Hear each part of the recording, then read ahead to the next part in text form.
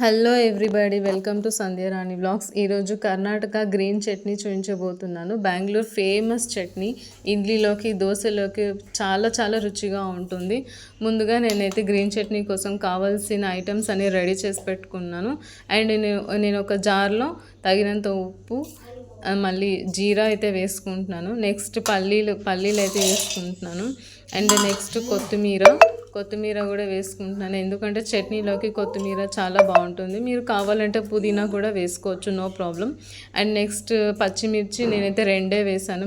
మేము స్పైసీ ఎక్కువ తినాం కాబట్టి మోస్ట్ స్పైసీ కోసం మీరు ఇంకిన్ని పచ్చిమిర్చిలు వేసుకోవచ్చు.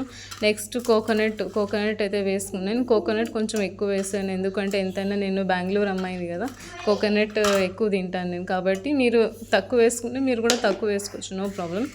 అండ్ కోకోనట్ వేసేసుకున్న తర్వాత అల్లం వేసుకోవాలి. అండ్ గుర్తుపెట్టుకోండి, అల్లం ginger is more important. And మీరు వెల్లిపాయ వేయకూడదు. మన పల్లీల చట్నీకి అయితే మీరు వెల్లిపాయ వేసుకోవచ్చు. ఇది గ్రీన్ చట్నీ కదా, వెల్లిపాయ వేయకూడదు, టేస్ట్ అయితే బాగుండదు. మీకు కావాలంటే వేసుకోండి. అండ్ నెక్స్ట్ ఇవన్నీ తీసి ఫైన్ పేస్ట్ అయితే చేసుకోవాలి. ఫైన్ పేస్ట్ అంటే మొత్తం పేస్ట్ చేయకూడదు, కొంచెం బరకగా రుబ్బుకోవాలి. నేనైతే ఫైన్ పేస్ట్ చేయట్లేదు, బరకగా చేశాను, ఎందుకంటే టేస్ట్ బాగుంటుందని. అండ్ నెక్స్ట్ అయిన తర్వాత ఒక చిన్న కడాయి తీసుకొని అందులో 2 టేబుల్ స్పూన్ ఆయిల్ అయితే వేసాను. అందులో కావాల్సిన హీట్ అయిన తర్వాత, ఫస్ట్ హీట్ అవ్వలేదు, హీట్ అయిన తర్వాత కొంచెం ఆవాలు, కర్రీ లీవ్స్ అన్నీ వేసి బగారు వేసుకోవాలి చట్నీ.